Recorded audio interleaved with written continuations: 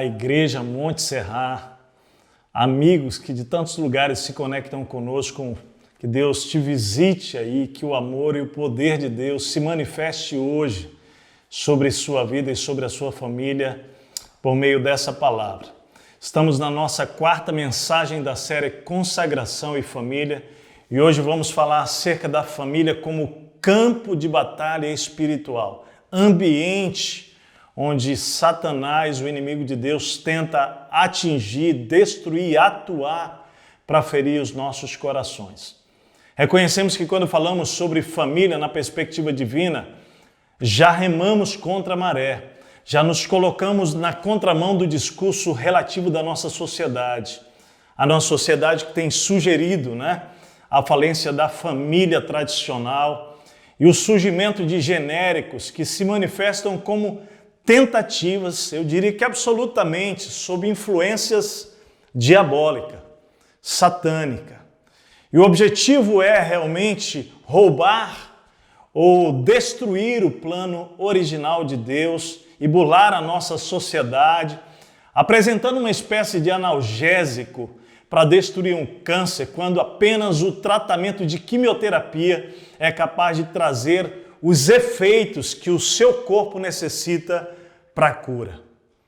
São novas séries no Netflix e em outros canais de entretenimento tentando o tempo todo manipular, eu diria, desfocar, destruir o projeto de Deus chamado família. Mas nós temos, semana a semana aqui, convidado você a batalhar em prol de colocar no devido lugar da sua vida esse projeto prioritário de Deus. Enquanto a igreja fala de fidelidade, fala de aliança, de unidade, de perdão e restauração, a nossa sociedade fala sobre amor do tipo momentâneo, Amor utilitário, tentando fazer de pessoas especiais e únicas, como você, como eu, nada mais do que um objeto usado, descartável para satisfação sexual semanal ou mensal, desprezando e descartando todo tipo de compromisso e respeito. E a gente vai vendo isso ferindo tanta gente, machucando tanta gente. Enquanto a igreja prega a preservação da sexualidade para o casamento, para que a relação seja plena, seja segura, seja consagrada, a nossa sociedade aponta caminhos inconsequentes em nome de um prazer egoísta e, de certa maneira, insaciável. É o que a gente tem se deparado, Nós sabemos que isso é realmente assim contra a correnteza, é ir contra a correnteza.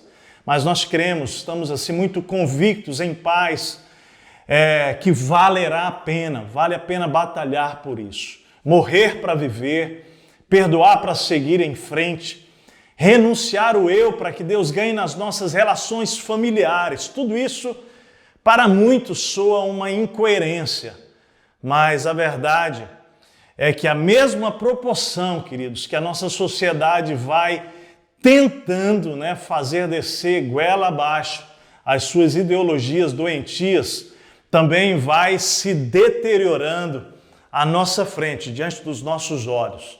As histórias de destruição estão nos noticiários semanais, diários, tentando invadir a nossa própria casa para fazer estrago nela também. E a gente está aqui com muito temor e tremor, chamando a sua atenção para isso, E não tem clínica, não tem gurus, não tem religião, viu?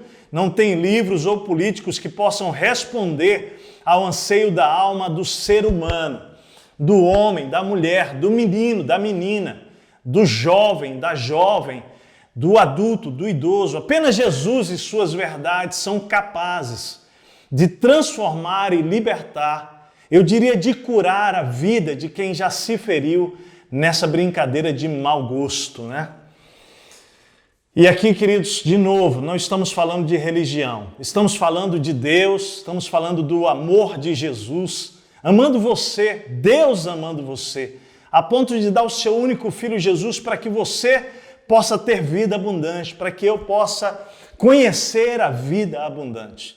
A Bíblia dá o roteiro, A Bíblia dá a direção, saídas para o engano.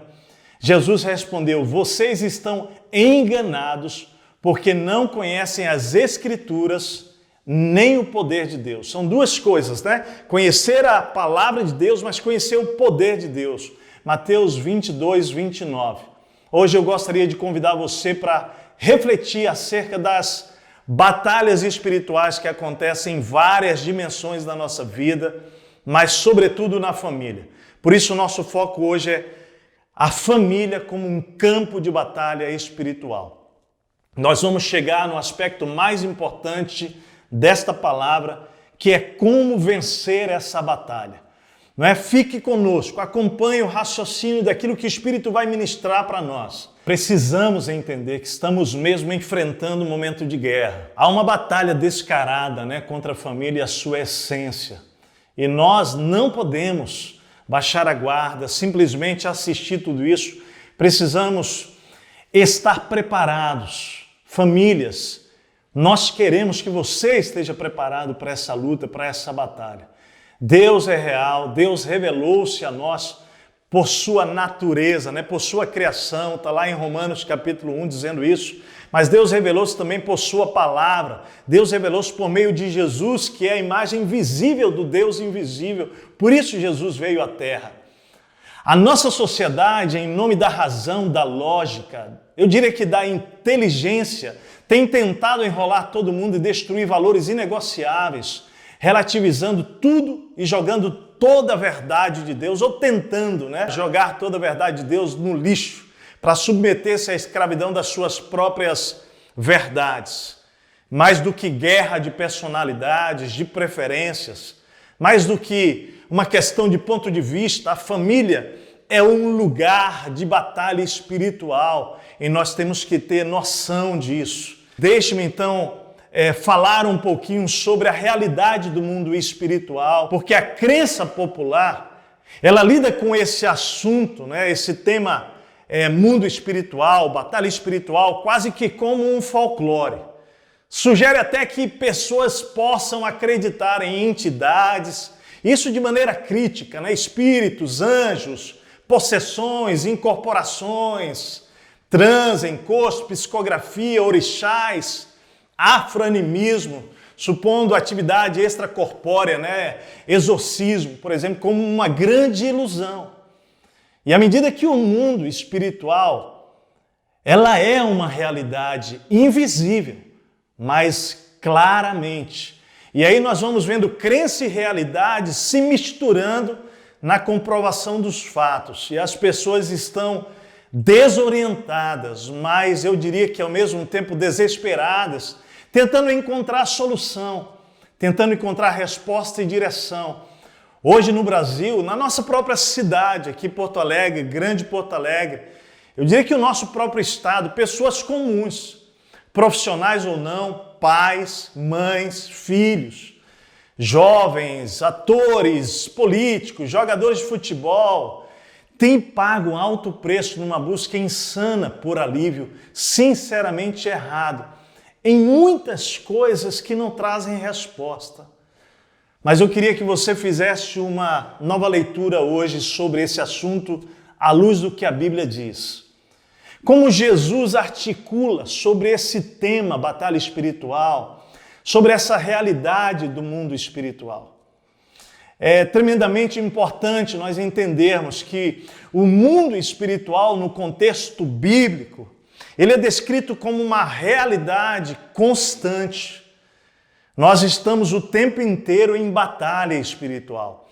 Espíritos maus e perturbadores, demônios, fazem parte da nossa história, no mundo invisível que nós não podemos ver com os nossos olhos naturais. Há uma espécie de hierarquia angelical, cuja autoridade é Satanás. Lá em Apocalipse capítulo 12 você vê isso. Eles são os anjos caídos e servem a Satanás combatendo juntos para destruir você e eu, o ser humano, a coroa da criação divina e todo o projeto estabelecido por Deus como a família, que é o mais importante projeto de Deus. Vem antes da igreja de Jesus, nasceu lá no Gênesis. Por isso que nós vamos voltar para Gênesis aqui.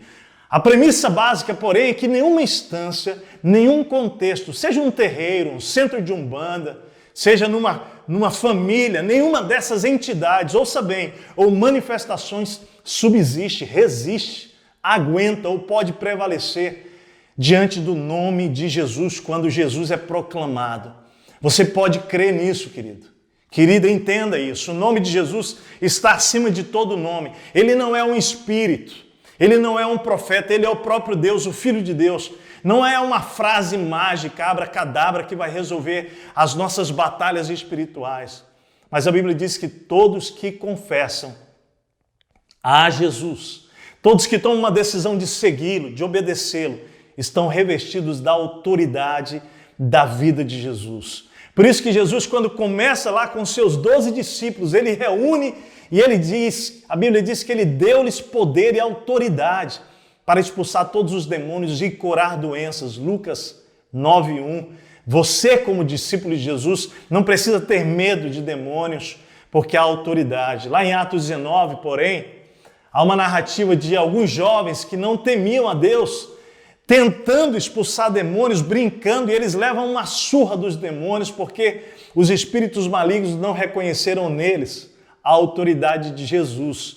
Mesmo eles sendo filhos de religiosos, eles eram filhos de sacerdotes. Olha só, está lá no texto de Atos, diz assim, alguns judeus que andavam expulsando espíritos malignos tentaram invocar o nome do Senhor Jesus sobre os endemoniados. E eles diziam, em nome de Jesus, a quem Paulo prega, eu ordeno que saiam. Interessante, esse texto é incrível. Não sei se você já havia lido, observado. O texto diz assim que os que estavam fazendo isso eram 7 filhos de Seva, um dos chefes dos sacerdotes dos judeus. Um dia, o espírito maligno lhes respondeu, Jesus eu conheço, Paulo eu também sei quem é, mas vocês quem são? Então a Bíblia diz lá na narrativa que o endemoniado saltou sobre eles e os dominou, espancando-os com tamanha violência que eles fugiram da casa nus e feridos. Foi um evento espiritual. Na verdade, foi um acontecimento que aconteceu um grande avivamento. Olha só, quando isso se tornou conhecido, o texto continua, de todos os judeus e gregos que viviam lá na cidade de Éfeso, todos eles foram tomados de temor e o nome de Jesus Cristo foi engrandecido. Muitos dos que creram vinham e confessavam, gente, de maneira voluntária. Era um avivamento. Eles declaravam abertamente suas más obras. A Bíblia diz que naquele dia, grande número dos que tinham praticado ocultismo reuniram seus livros e os queimaram publicamente, gente. Foi algo extraordinário. Pode imaginar isso? Calculado o valor total, este chegou a 50 mil dracmas. A Bíblia diz que dessa maneira a palavra do Senhor muito se difundia e se fortalecia. Atos 19, 13 a 20. Fico pensando quantas famílias estão sofrendo espiritualmente e tentando lidar com entidades espirituais sem Jesus. O que esse texto bíblico mostra é que não é possível derrotá-los. Você não pode só falar o nome de Jesus, você precisa ter um relacionamento com Ele. Apenas pelo poder do nome de Jesus em sua vida, um relacionamento com Ele, isso é possível.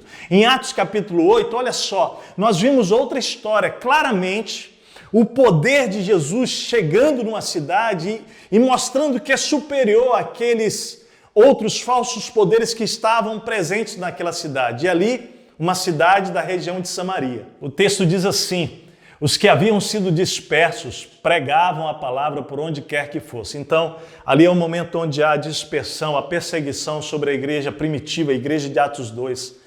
E Filipe, ele vai para a cidade de Samaria, né? E a Bíblia diz que ali lhes anuncia o Cristo.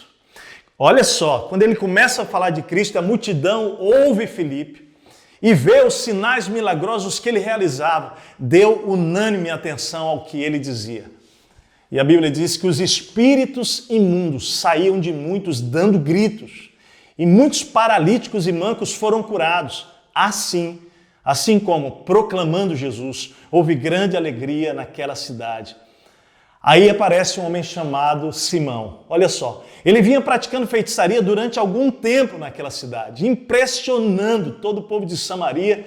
Ele se dizia muito importante e todo o povo, do mais simples ao mais rico, dava-lhe atenção e exclamava: esse homem é o poder divino. Eles clamavam, eles declaravam isso, conhecido como grande poder. E o texto diz que eles o seguiam, pois ele os havia iludido com sua mágica durante muito tempo. Fico pensando quantas pessoas na nossa cidade hoje estão iludidas, né? No entanto, a Bíblia diz que quando Filipe lhes pregou as boas novas do reino de Deus e do nome de Jesus Cristo, creram nele e foram batizados tanto homens como mulheres.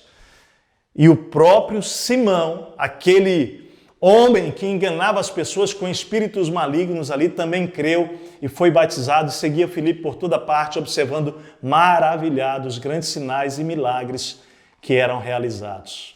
Incrível, né? O que essa história mostra, que quando o poder de Jesus chega na minha casa, na minha família, na minha vida, numa cidade, todo o poder presente, falso poder de espíritos malignos, caem por terra. Você já se deu conta que a ação do diabo sempre é prometendo benefício para você? Seja ele financeiro, emocional, sexual, ou mesmo de poder, de glória. É quase que um discurso político para amarrar as pessoas, né? Entidades malignas oferecem muita coisa, gente. Oferecem dinheiro, oferecem poder, oferecem prazer, oferecem glória, oferecem fama, oferecem quebrar casamentos, desfazer alianças. Mas eu nunca vi o diabo oferecer, querido, conforto, consolo, te ajudar a restaurar situações, relacionamentos, famílias. O que ele faz é gerar promessas vãs, mentirosas, enganos, engodos. Ele te tira do assumir a tua responsabilidade e começa a gerar essas promessas efêmeras e enganosas, sempre voltadas, interessante, para a satisfação do ego e para alguma vantagem para quem faz algum tipo de acordo com ele. Nada diferente da oferta que ofereceu a Jesus quando estava em jejum por 40 dias, né? Logo após o seu batismo, quando ele é levado para o deserto pelo Espírito Santo. Ele oferece poder, glória e fama para Jesus, como se Jesus buscasse, almejasse ou precisasse daquilo. Entenda, tudo que o diabo oferece tem um preço alto de volta. Nunca é por amor a você, é sempre uma isca. E uma isca cujo fim é a destruição. Diferente de Jesus, que pagou o preço, que deu a vida, né? Que ofereceu a própria vida para nos dar a liberdade, uma oferta de graça, uma oferta de perdão, de paz e restauração para todos nós. Então atente, observe bem, a sua família está em guerra? Se não está em guerra hoje, ela já esteve em algum momento, olha para trás, observe isso. Talvez ela venha a passar por um grande momento de guerra espiritual. Mas é importante nós entendermos isso. Onde começou essa questão de guerra espiritual? Tudo começou lá no Éden. Nós estamos estudando lá o primeiro livro da Bíblia, Gênesis, né? Desde a segunda mensagem, estamos falando, voltando a Gênesis. E de novo eu quero te lembrar, lá em Gênesis 3, uma incorporação angelical interfere na vida familiar da primeira família. Homem e mulher, Adão e Eva abrem espaço para a interferência que muda o rumo da história da humanidade. Ei, atenção aqui. Adão havia recebido um mandamento, lá em Gênesis 2, 16 e 17. Olha lá o que ele disse. Presta bem atenção. O Senhor Deus colocou o homem no jardim do Éden para cuidar dele e cultivá-lo. E o Senhor Deus ordenou ao homem, observe bem o que Deus ordenou: coma livremente de qualquer árvore do jardim, mas não coma da árvore do conhecimento do bem e do mal, porque no dia em que dela comer, certamente você morrerá. Já no capítulo 3, quando acontece esse ato narrado agora há pouco da serpente, né, falando com Eva, olha só o texto como diz, olha a distorção. Ora, a serpente era o mais astuto de todos os animais selvagens que o Senhor Deus tinha feito.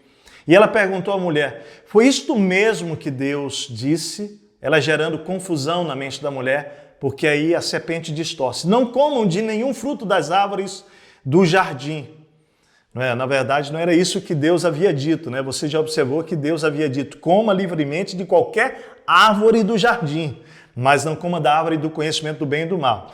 Mas aí a serpente diz assim: não comam de nenhum fruto das árvores do jardim. Foi isso que Deus disse? Respondeu a mulher à serpente: podemos comer do fruto das árvores do jardim, mas Deus disse: não comam do fruto da árvore do jardim, que está no meio do jardim, nem toque nele. Observe que Deus não havia dito nem toquem nele, né? Aqui tem um acréscimo, né? Do contrário, vocês morrerão. Disse a serpente à mulher: certamente não morrerão. Deus sabe que no dia em que dele comerem, seus olhos se abrirão e vocês, como Deus, serão conhecedores do bem e do mal. Então, segundo os textos, Adão havia sido incumbido de cuidar do Éden, colocar os nomes em todos os animais. Ele fez isso inclusive com a sua mulher. A sua missão era proteger e cuidar dela. Homens, olha aí, ele deveria sim ter protegido a sua companheira, mas pelo contrário, ele foi omisso diante daquele diálogo que nós lemos agora há pouco, né? Ele não interviu, ele descuidou-se, ele não protegeu. E Eva ouviu o inimigo, conforme nós lemos, uma cobra incorporada pelo anjo caído, Satanás, não é? Trazendo um diálogo aqui que você observou, confuso, não é? Distorcido, um absurdo. Até hoje é dessa maneira que ele faz a própria narrativa na sua mente, querido. Ele trabalha desta forma, nós precisamos abrir os nossos olhos. Talvez você diga: pastor, mas esse negócio de incorporar animais não existe. Lá no Novo Testamento vai aparecer também porcos sendo incorporados e Jesus, né, expulsando de pessoas e enviando para porcos. Se você é cristão, querido, você precisa observar o que Jesus fala sobre isso e ensina sobre essa ação demoníaca, né? Voltando, Eva influenciada então aqui, confusa pela serpente, que distorce a verdade divina, aumenta a severidade do mandamento, como a gente já viu, né? Levando Eva a duvidar da bondade de Deus, como hoje talvez o seu coração esteja aí sendo incitado, né, a duvidar de Deus ou a querer agir e assumir o lugar de Deus, né? Aqui a gente vê autossuficiência, poder, sementes malignas sendo lançadas no coração de Eva. Então a gente precisa observar, porque temos aqui a ponderação absurda de querer ser igual a Deus, que é a proposta de Satanás, né? Ela come do fruto, divide com o seu marido omisso e passivo, Adão. Ambos então se escondem de Deus e um do outro. Aqui nós estamos fazendo uma narrativa de batalha espiritual. 4 fraturas que falamos há 2 semanas, você pode estudar lá. Vem a vergonha, medo, alienação, separação da família, quebra, morte como consequência, dores e a consequente guerra entre os sexos. Gênesis 3:16. É daí, querido, que acontecem as fugas. Foge para o motel, foge para o escuro, como se fosse possível se esconder de Deus, né? Nasceu lá em Gênesis, está lá. É a narrativa de Gênesis se repetindo hoje, porque fomos ensinados que Deus está na catedral. Deus está nos templos de tijolos, de cimentos, né? Então nós podemos nos esconder de Deus, mas não. Deus é onipresente, Ele está em todos os lugares. Eu e você podemos fazer as nossas loucuras, mas não vamos conseguir nos esconder de Deus. E Deus vai ao nosso encontro. Sabe por quê? Porque Ele nos ama. Ele ama você, Ele ama a sua família. Observe como Deus foi ao encontro de Adão. E Deus responsabiliza Adão, embora Eva que tivesse tido a conversa. O texto bíblico diz no versículo 9, onde estás? Deus perguntando para Adão. Interessante que Adão responsabiliza Deus e a mulher. No versículo 12 ele diz assim, foi a mulher que me destes como companheira. Olha só que ele culpa Deus que deu a mulher e culpa a mulher. E aí Deus vai falar com a mulher e Eva, por sua vez, responsabiliza a serpente. Versículo 13 diz que ela falou, a serpente Deus me enganou. Queridos, o livre-arbítrio que ignora o mandamento, a liderança e a sedução do inimigo sempre acaba em batalha espiritual, em quebra de relacionamentos, em maldição e morte. Forte isso, né? Quem tem ouvidos para ouvir, ouça, né, o que o Espírito Santo está dizendo. Negar a existência das forças que emanam entidades espirituais seria um suicídio intelectual e espiritual.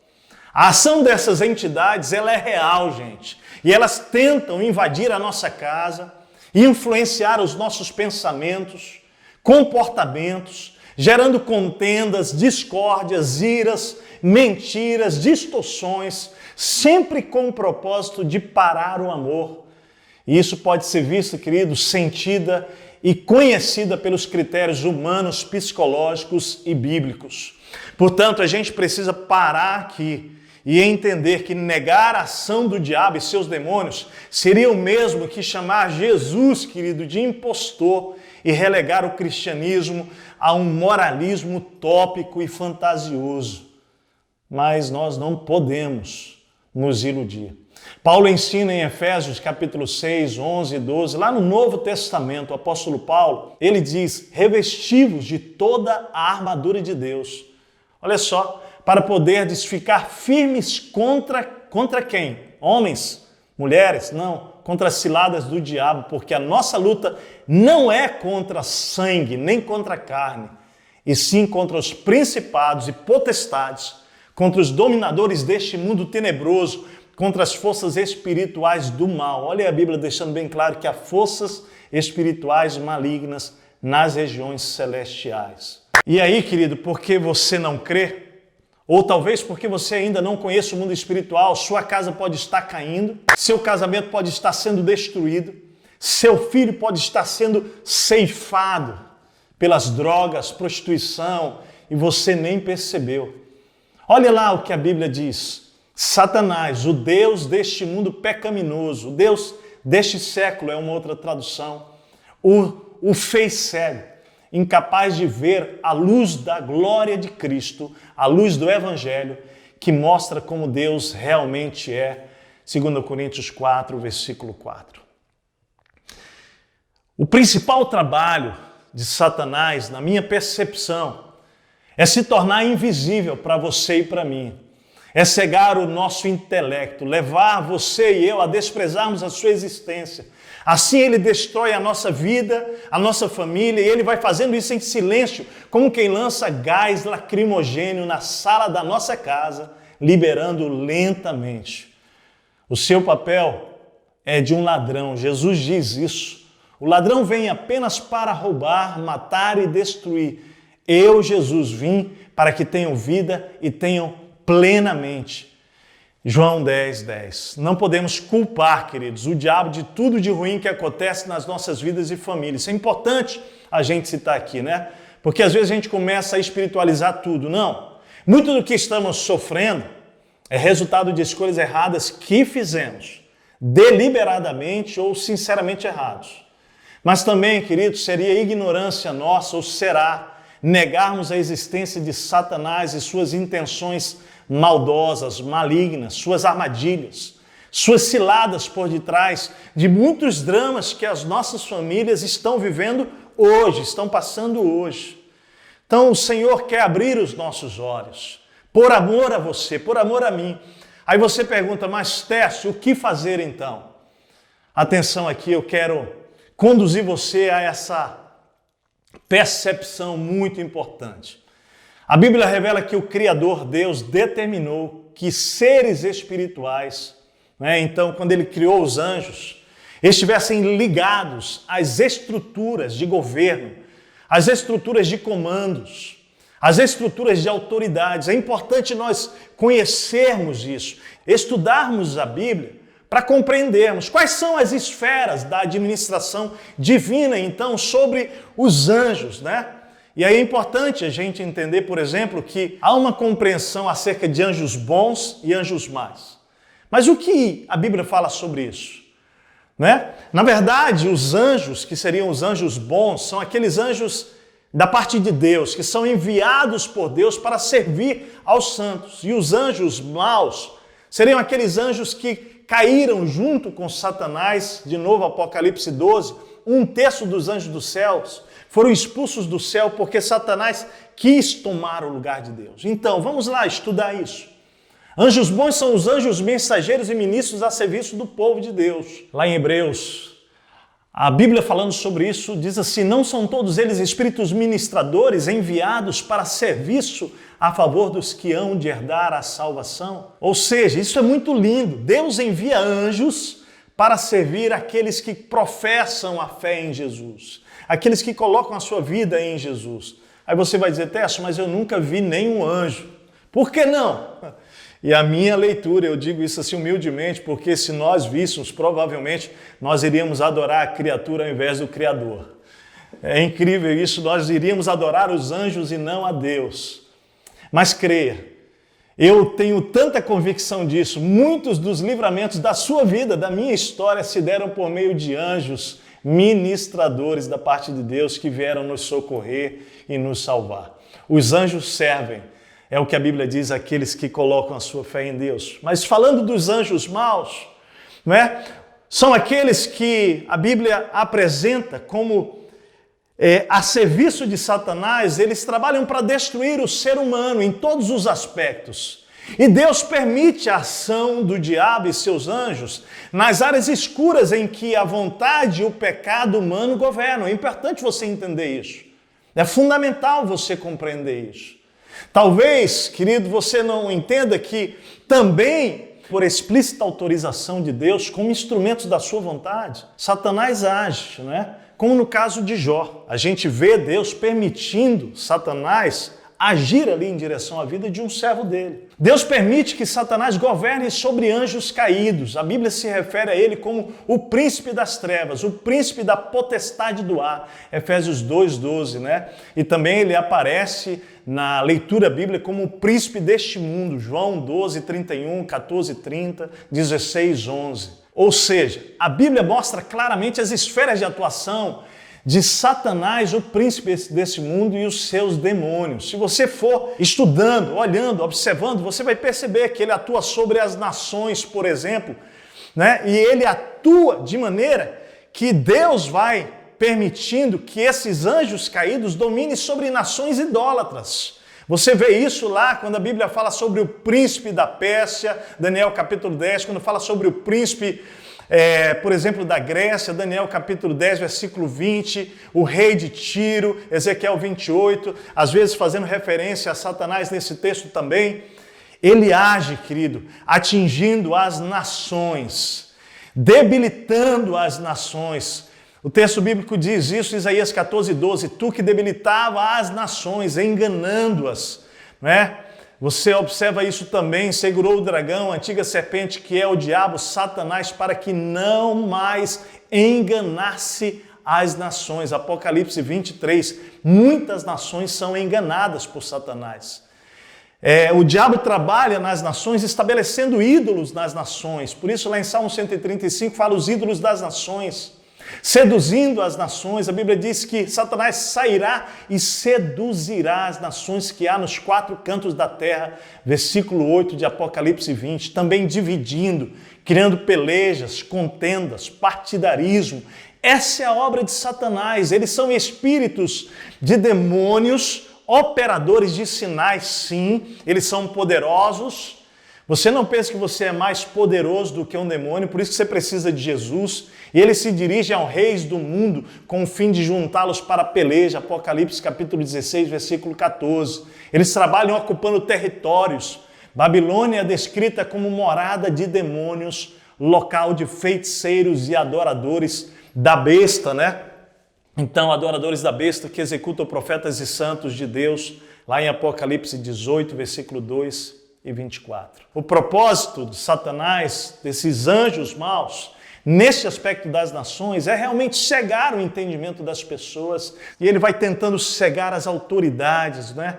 Para que todo tipo de destruição moral aconteça no meio das cidades, dos países, das nações. Mas o diabo e o mal, esses demônios, trabalham contra as igrejas, incitando mentira. Você vê isso em Atos capítulo 5, versículo 3, incitando também a hipocrisia e a imoralidade no meio da igreja. Primeira carta aos Coríntios, capítulo 5, versículos de 1 a 5, incitando a ausência de perdão Por isso que a Bíblia vai falar lá claramente que o diabo ganha vantagem quando não há perdão entre uma pessoa e outra. Segunda carta aos Coríntios, capítulo 2, versículo 10. Mas a Bíblia também vai mostrar que esses espíritos maus, eles trabalham para destruir, não é? Não só nações, não apenas a igreja de Jesus. Muito embora a Bíblia diz que as portas do inferno não prevalecerão contra a igreja de Jesus, Mateus 16, 18, mas também esses demônios agem sobre os indivíduos. E é incrível. Você precisa entender que ele atua influenciando pensamentos, influenciando para que você possa cumprir propósitos inversos aos propósitos de Deus. Abra os seus olhos, querido, isso é muito sério. Você enxerga isso em Pedro, o apóstolo Pedro. Nós vamos falar sobre isso um pouco mais lá na frente, no final, na nossa conclusão, porque nós precisamos ter discernimento para isso. O mal, o inimigo, os demônios, eles agem para oprimir, para paralisar pessoas. E a palavra aqui do grego, oprimir, é espremer contra a parede, sabe? É isso, é deixar a pessoa absolutamente escrava. A Bíblia fala em Mateus 9, né? Sobre uma manifestação diabólica que mostra esse tipo de situação. Lá em Lucas 9 fala sobre um menino, filho único, possesso, que vivia gritando, com convulsões, espumando pela boca. É terrível ver. O diabo ele escraviza, mas lá em Mateus 10 diz que o Senhor nos deu autoridade sobre os espíritos imundos para expelir. E quando os primeiros discípulos vivem essa experiência, é incrível porque eles saem, voltam para Jesus, eles expulsam demônios e eles ficam impressionados. Lá em Lucas 10, 17, Atos 8, 7, a gente vê isso. Deus deu poder para você e para mim, autoridade sobre esses espíritos malignos. De novo, qual é o objetivo dele? Matar, roubar e destruir você e eu, a coroa da criação de Deus. Mas chegamos aqui na parte fundamental, mais importante desta palavra, que é a batalha espiritual na sua e na minha família. Como Satanás tenta estabelecer as batalhas no meio de uma família. Eu diria que o principal alvo dele é quebrar os vínculos relacionais familiares. Ele vai atuar para que haja rejeição, desprezo, quebra de confiança, desrespeito, humilhação. Entenda, querido, o diabo monta ciladas atraentes com o objetivo de que o amor mude de direção. Ele vai convidar você para cometer pecados secretos, aprisioná-la primeiro e depois torná-lo público. É assim que ele trabalha. Do início ao fim, o alvo dele é levar você a quebrar a sua aliança, primeiro com Deus, depois com seu pai, irmão, irmã, marido, esposa. A porta de entrada, queridos, são os nossos próprios maus desejos que ardem dentro de nós e têm poder para nos arrastar e nos seduzir, nos levando a pecar e, consequentemente, à morte. Por isso que Tiago, ele fala sobre isso. Quando alguém for tentado, jamais deverá dizer, estou sendo tentado por Deus, pois Deus não pode ser tentado pelo mal e a ninguém ele tenta. Cada um, porém, é tentado pelo próprio mau desejo, sendo por este arrastado e seduzido. Então esse desejo, querido, tendo concebido, dá à luz o pecado e o pecado, após ser consumado, ele gera a morte. Tiago, capítulo 1, 13 a 15. Entender isso nessa batalha espiritual, para também não ficar culpando o diabo, entender por onde tudo começa, pelos maus desejos. Mas o diabo ele trabalha montando o cenário. Daí, querido, quando é consumado, vem o restante. Entra na nossa vida a mentira, a imoralidade, os furtos, a disputa, os abusos, as traições, os enganos, os isolamentos, as agressões. Entenda bem, ferindo, Satanás começa a colocar uns contra os outros dentro da própria casa, dentro da própria família. Endurece o coração dos familiares. E quando algo assim acontece na pessoa ferida, né, seja o filho, seja o irmão, seja o marido, seja a esposa, o pai, mãe, seja um genro, seja uma nora, uma sogra, um parente, ou seja um amigo, se instala, preste bem atenção, um processo de batalha, de guerra espiritual, que eu gostaria que você pudesse entender como ela acontece. Tudo começa pela indiferença. Quando esse cenário é montado, a indiferença, e é importante entender que a indiferença é o contrário do amor, não é o ódio necessariamente. Quando alguém é machucado por outro e ferido, e não percebe aquele que feriu, né? Uma mudança na vida dele, uma mudança na vida do agressor, ele vai entrando, o ferido, num estado de sofrimento agudo, uma espécie de rejeição prolongada, toma o coração daquela pessoa que foi machucada. Então, para lidar com a dor da rejeição, ela vai usar a indiferença como seu mecanismo de defesa. Daí que saem as frases como, olha, essa pessoa morreu para mim, ela não existe mais para mim. Para mim é como se ela nunca tivesse existido, nunca tivesse conhecido.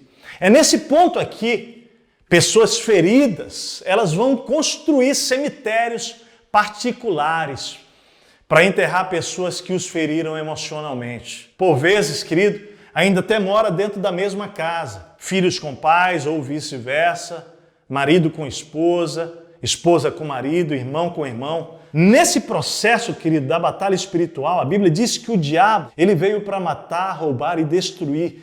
E quando esse cenário da indiferença acontece, o inferno começa a celebrar, bater palmas para a nossa casa. E sabe o que acontece com o nosso lar, com a nossa casa? Vai ficando com cheiro de morte. Nesse ciclo, o segundo processo é o da raiva. Quando não há arrependimento no agressor, a mudança, chega então um momento que a pessoa ferida sai do coma emocional. É quando a pessoa percebe que a sua indiferença não gera mudança no outro e então ele vai precisar lidar com o outro com muita raiva. Nessa fase aqui surgem calúnias, surge o sentimento de querer destruir o outro, o desejo por vingança, né? Eu vou fazer o mesmo com ele, com ela. Aqui acontece a difamação. Provavelmente você já viu alguém que passou por isso, né? De destruir o ex-marido, difamando para o pai, para a mãe, para os amigos, parentes. E de repente essa pessoa aparece de novo com aquele ex-marido e ninguém entende. É porque ele fez isso no meio da raiva, dominado por esse sentimento de vingança, de ira. O que acontece nessa fase é que o ferido age assim porque eterniza, não é, o que é efêmero, o que é temporal. E aqui há uma lição. Se você está nessa fase, cuidado. Não tome decisão precipitada. Dor extrema, e não é só dor, alegria extrema também, são momentos os mais perigosos para tomar qualquer decisão. A gente cuida disso lá em casa muito. A impressão é que aquilo que é tão bom ou aquela dor terrível vai durar para sempre. Não, querido, mas passa, vai passar. Pode durar 6 meses, 1 ano, vai passar. Então, cuidado. O próximo passo desse processo é o conflito interior. Por quê? Porque esse ódio, essa raiva, ela começa a entrar em choque, né? Com princípios da Bíblia. E se você conhece a palavra de Deus e o que Jesus ensina acerca de perdoar, por exemplo, você vai entrar num grande conflito entre o seu sentimento e os princípios da palavra de Deus. Você vai viver esse drama. Eu faço o que as minhas emoções estão mandando ou o que a palavra de Deus me orienta? Uma das principais estratégias de Satanás para destruir uma família após uma tragédia é levar você a desistir de tudo e olhar apenas para os seus sentimentos, para a sua dor. Sem dúvida, querido, e eu quero dizer isso aqui com toda a sensibilidade, que os nossos sentimentos são importantes para Deus, mas eles não são confiáveis. Não podemos dirigir a nossa vida pelas emoções, não. Precisamos dirigir por princípios espirituais. Em Provérbios 3 diz assim: confie no Senhor de todo o seu coração e não se apoie em seu próprio entendimento, sentimento. Reconheça o Senhor em todos os seus caminhos. Olha lá o que diz. E Ele endireitará as suas veredas. Não é você fazendo loucuras. Não seja sábio aos seus próprios olhos. Tema o Senhor e evite o mal. Isso dará saúde ao corpo e vigor aos ossos. Jesus nos ensinou sobre amar os nossos inimigos. Jesus nos ensinou a orar por eles, a perdoar os que nos traem, nos ferem, a dar a outra face, a não nos vingarmos, mas entregar a nós mesmos a Deus. Pedro repete isso lá na primeira carta de Pedro, capítulo 2. Vamos aprender a devolver o mal com o bem. Cristianismo é um grande desafio. Jesus mesmo viveu essa batalha no Getsemane, né? Diante daquele drama, o jardim da prensa, né? Essa etapa que ele passa lá e ele diz, Senhor, faz a tua vontade, não a minha, porque as emoções dele eram desafiadoras. Eu diria que essa aqui é uma das etapas mais importantes, porque aqui muitas pessoas decidem seguir o seu próprio coração e não o coração e as orientações da palavra de Deus. Provérbios capítulo 4, 23 fala do coração do ser humano, que de lá procedem as fontes da vida. Interessante, né? Fonte, água, mágoa. Olha só que interessante, é má água, é água suja que está depositada lá no nosso coração. Mágoas são águas podres paradas que precisam ser limpas e a única possibilidade é pelo perdão, não há outro caminho. Por isso que essa batalha, sentimentos versus princípios da palavra de Deus, nos leva finalmente a uma tristeza espiritual. Veja bem que essa tristeza espiritual aqui, que é a nova camada, a etapa que você entra, ela é diferente da tristeza relacionada ao segundo ciclo lá, que é a raiva, a vingança. Essa tristeza aqui, ela é o ponto que Deus quer nos levar. Depois da indiferença, depois da raiva, depois do conflito interior entre obedecer o princípio de Deus ou ser guiado pelo sentimento, vem um grito espiritual de socorro. Deus, eu não sei mais o que fazer. Esse processo todo, querido, ele toma um novo rumo quando você se dá conta que as suas armas emocionais são falíveis. Mais do que isso, elas são traiçoeiras, são confusas. E elas geram mais guerra, elas geram mais contenda, mais dor, mais desprezo, mais batalha, mais combate. Esse é o ponto da frustração espiritual. Você entende que não consegue perdoar por si mesmo. Mas que também, querido, a falta de perdão aniquila a sua própria alma. Entenda bem isso, essa tristeza espiritual é a ação de Deus em você, em mim, para gerar vida e não deixar nós morrermos, querido. Porque esse processo da falta do perdão, ele nos mata emocionalmente. E aí você não consegue, como filho de Deus, fugir dele. Eu não consigo. Você quer endurecer, ficar indiferente, frio, quer vingar-se, mas no meio desse conflito todo, Deus vai gerando em você uma tristeza que é um convite dele para você correr para os seus braços com a sua dor. Ele vai produzir em você uma abertura no seu coração que você agora vai dizer, é impossível, Tércio. Mas ele faz. Olha o que diz, porque a tristeza, segundo Deus, produz arrependimento para a salvação, para a libertação, querido, para a restauração, que a ninguém traz pesar. Olha só, essa obra de Deus não gera peso em você, mas a tristeza do mundo produz morte. 2 Coríntios 7:10. Então entenda, enquanto a tristeza do mundo gera morte, a tristeza do Espírito gera vida.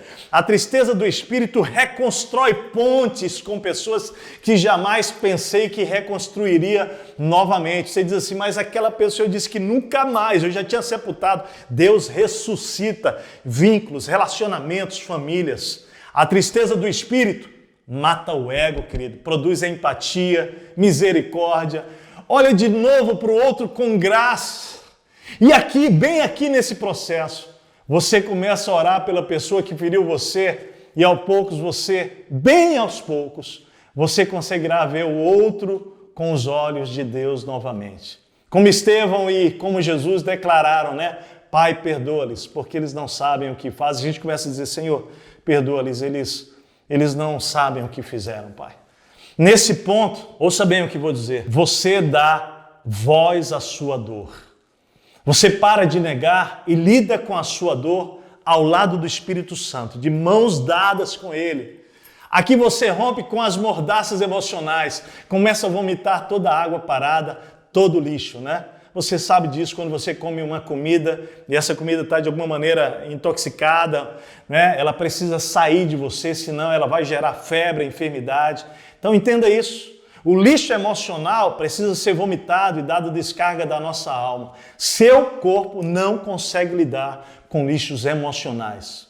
A propósito, os médicos Eles dizem isso, né? A medicina já diz que muitas doenças físicas são originárias, né, na área emocional, da enfermidade emocional. Nessa fase da frustração espiritual aqui, gerada pelo Espírito Santo de Deus, você toma esse posicionamento, rompe com o silêncio do aprisionamento e aplica Tiago 5,16, né? Confessar os vossos pecados uns aos outros e orai uns pelos outros para que vocês sejam curados. Muito pode, por sua eficácia, a súplica de um justo, a oração de um justo, né? Isso é poderoso. Aqui a gente faz confissão uns para os outros, abre o coração. Essa atitude é importante porque a gente sai do vitimismo e assume o nosso próprio pecado também, né? Assumimos a nossa indiferença, a nossa raiva, as calúnias que fizemos, a vingança, os nossos erros diante de Deus e diante de pessoas. Admitimos, não é? Esta realidade pessoal, espiritual que vivemos e que nós que fomos feridos também precisamos de perdão de Deus. Também precisamos pedir perdão a Deus, tanto quanto aqueles que nos feriram. Os pecados são diferentes, mas a condição ela é a mesma. Todos nós, sem exceção, porque nenhum de nós aqui é melhor do que o outro, precisamos de perdão, de misericórdia do Pai Celestial. Você consegue entender o que Deus está falando com você? Isso é tão profundo, isso é tão sério, querido. Esse é o ciclo, tudo começa lá, né, pela indiferença, depois a raiva, mas essa raiva te leva a um conflito espiritual profundo que vai convergir para esse momento, né, em que você é colocado diante de Deus. Mas, Tessa, até quando eu tenho que esperar, orar, né, clamar por uma restauração? Meu querido, até quando você deve orar por quem feriu você? O tempo que for preciso. Eu diria que você deve orar até bater na ferida e não sentir mais a dor que ela provoca. É aí. Ah, Tess, para mim não dá. Lembra? Agora você não age mais por emoção, você age por princípio, não mais por sentimento.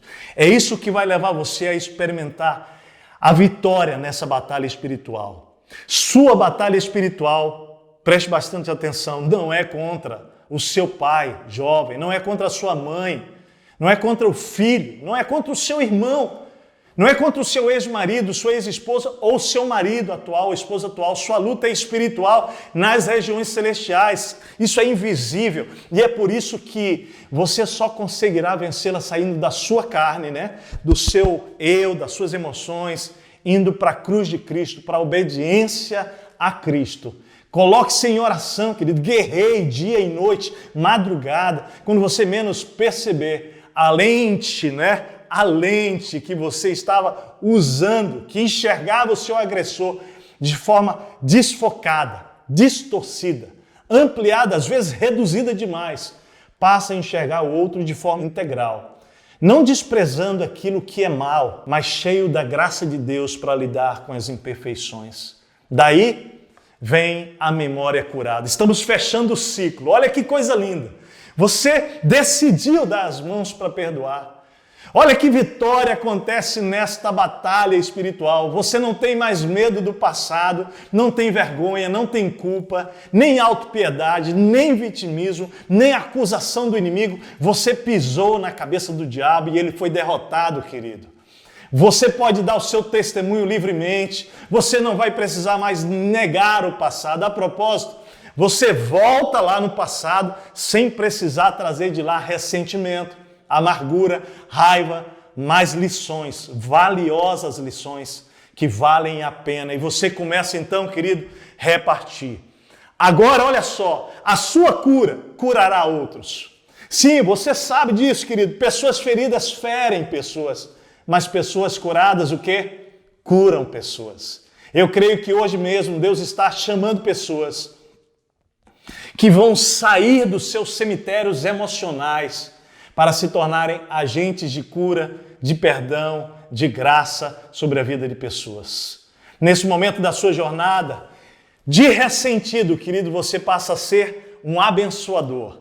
De magoado, sua vida se torna agora uma fonte de água viva para amar novamente todo tipo de pessoas, querido.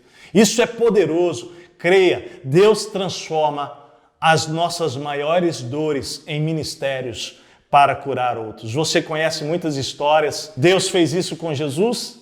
Deus deseja fazer o mesmo em você, em mim. Em Filipenses capítulo 5, que durante os dias de Jesus na terra, Jesus ofereceu orações e súplicas em alta voz e com lágrimas. Olha lá como Jesus sofreu. Ele orou aquele era o Pai, que o podia salvar da morte, sendo ouvido por causa da sua reverente submissão, obediência. A cura vem pela obediência. Embora sendo filho, ele aprendeu a obedecer por meio daquilo que sofreu. E uma vez aperfeiçoado, Jesus se tornou a fonte da salvação eterna para todos os que lhe obedecem. Que lindo, né? Observe isso. Ele se tornou a fonte da salvação, porque ele aprendeu a obedecer por meio daquilo que ele sofreu. É isso que Deus quer fazer comigo, é isso que Deus quer fazer com você. Ele nos chama para essa jornada de restauração, onde pela obediência seremos canais de cura, porque seremos curados, querido. Jesus viveu por princípios e não por emoções. Você consegue perceber isso nesse texto? Jesus deseja tornar você e eu pessoas para abençoar muitas outras pessoas. Pessoas que olharão para você e para mim, nossos amigos, nossos filhos, nossa descendência, e terão esperança de salvação, porque você e eu não desistimos. Por último, a última fase desse processo da vitória diante da batalha espiritual é poderoso. Preste bem atenção, é o bom humor. Mas teste o bom humor? Sim. Por quê? Porque o bom humor é a menor distância entre duas pessoas. Nessa fase aqui, a gente ganha o melhor colchão do mundo, gente. Dormir com a consciência limpa.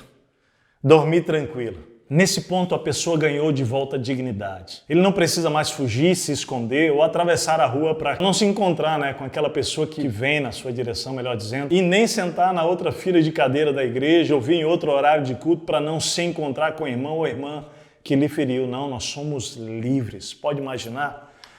Isso é poderoso. Você não precisa mais andar de cabeça baixa ou encurvado.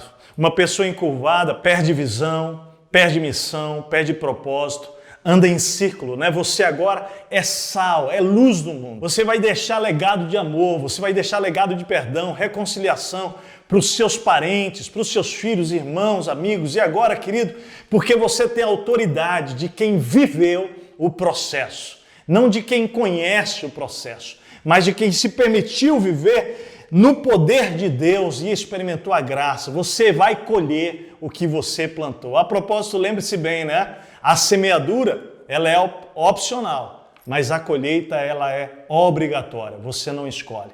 Por isso que nós perdoamos e nós vamos então ser perdoados.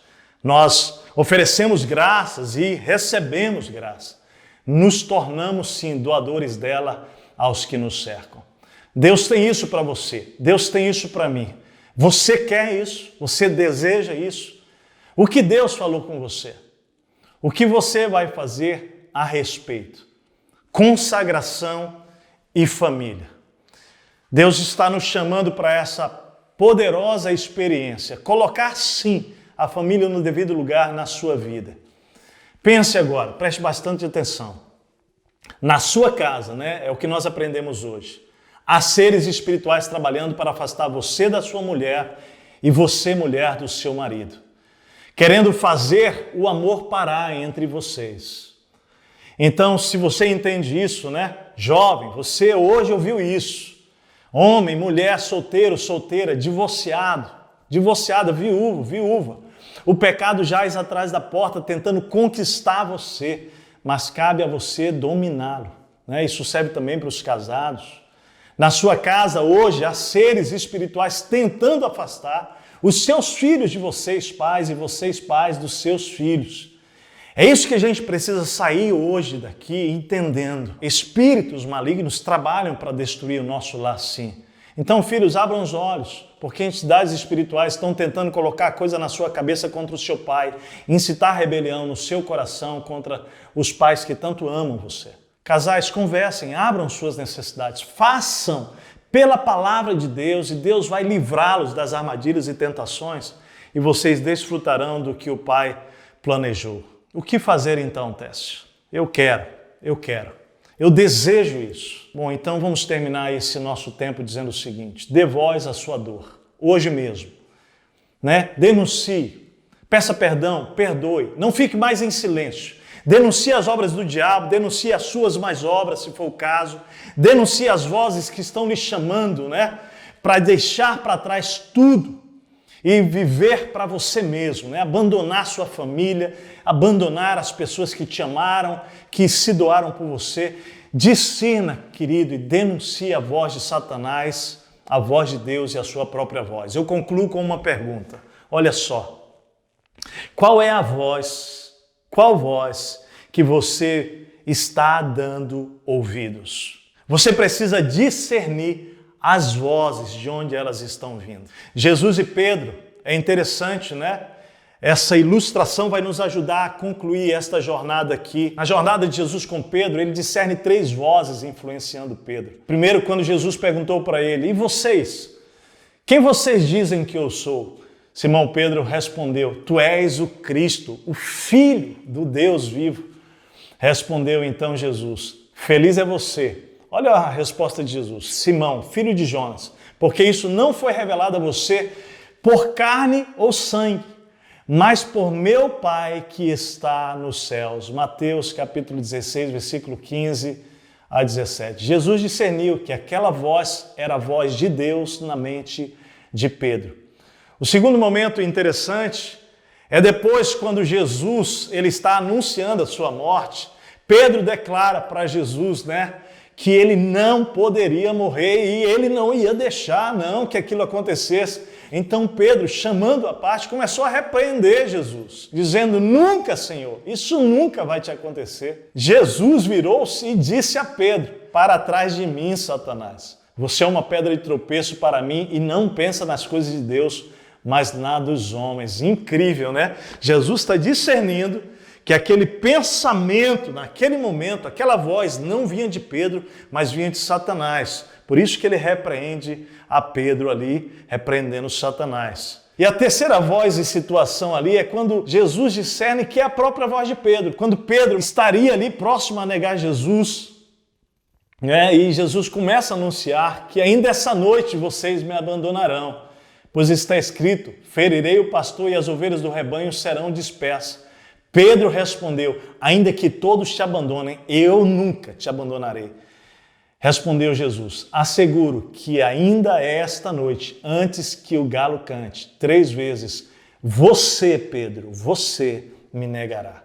Aqui ele tem um discernimento que, na verdade, era pensamento do próprio Pedro, Ali era o orgulho, o amor de Pedro misturado, era uma loucura, Lucas 22, 31. Simão, Simão, Satanás pediu você para peneirá-lo como trigo, mas eu orei por você para que a sua fé não desfaleça. Então, olha como Jesus discerne. Eu quero te convidar a limpar os seus ouvidos bem e as suas lentes espirituais, porque eu e você, em guerra espiritual, precisamos discernir as vozes que estão na nossa mente e enxergar com os olhos de Deus a sua vida e família, e a partir daí agir pelos princípios da palavra de Deus e não pelos sentimentos. Técio, como essa batalha termina?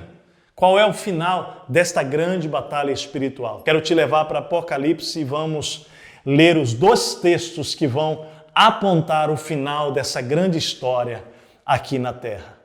Não é só o final da sua batalha espiritual, é o final da grande batalha. Quando terminarem os 1000 anos, Satanás será solto da sua prisão e sairá para enganar as nações que estão nos 4 cantos da terra, Gog e Magog, a fim de reuni-las para a batalha. Seu número é como a areia do mar. As nações marcharam por toda a superfície da terra e cercaram o acampamento dos santos, a cidade amada. Mas um fogo desceu do céu e as devorou. O diabo que as enganava foi lançado no lago de fogo que arde com enxofre, onde já haviam sido lançados a besta e o falso profeta. Eles serão atormentados dia e noite para todo o sempre. Aleluia, glória a Deus. Esse é o final dessa batalha. O texto continua dizendo, né? Então vi novos céus, em Apocalipse 21, e nova terra, pois o primeiro céu e a primeira terra tinham passado, e o mar já não existia. Vi a cidade santa, querido, a nova Jerusalém, que descia dos céus, da parte de Deus, preparada como uma noiva adornada para o seu marido. Ouvi uma forte voz que vinha no trono e dizia: agora o tabernáculo de Deus está com os homens, com os quais ele viverá. Eles serão os seus povos. O próprio Deus estará com eles e será o seu Deus. Ele enxugará. Você está chorando hoje, querido, sofrendo hoje, olha lá. Ele enxugará dos seus olhos toda lágrima. Não haverá mais morte, nem tristeza, nem choro, nem dor. Pode colocar aí, querido, nem desprezo, nem traição, nem imoralidade, pois a antiga ordem já passou. Aquele que estava assentado no trono disse: olha só, estou fazendo novas todas as coisas. E acrescentou: escreva isto, pois estas palavras são verdadeiras e dignas de confiança. Disse-me ainda: está consumado, está feito. Eu sou o Alfa, eu sou o Ômega, o princípio e o fim. A quem tiver sede, darei de beber gratuitamente da fonte da água da vida.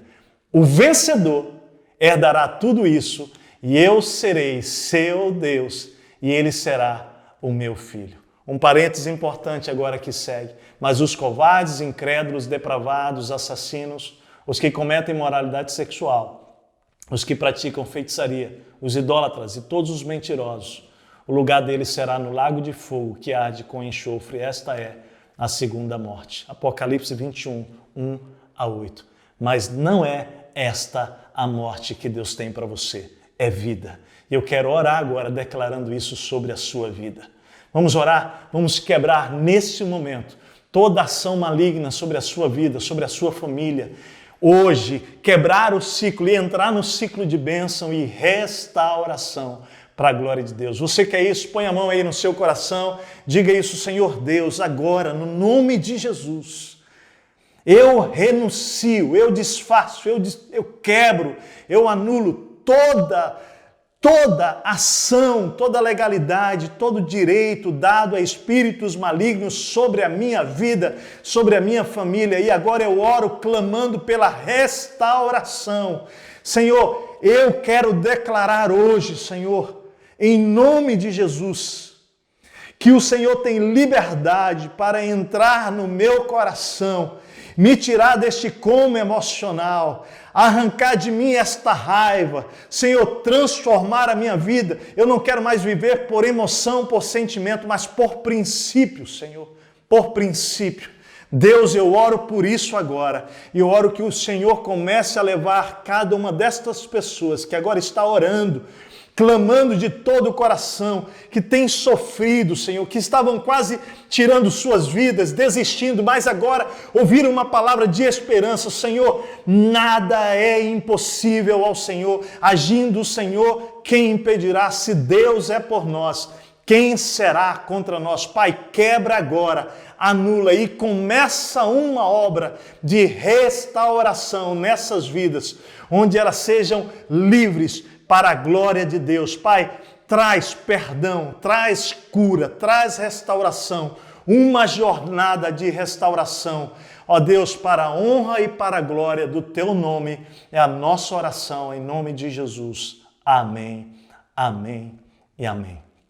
Vamos continuar batalhando juntos para colocar a família no devido lugar na nossa vida. Que Deus abençoe você.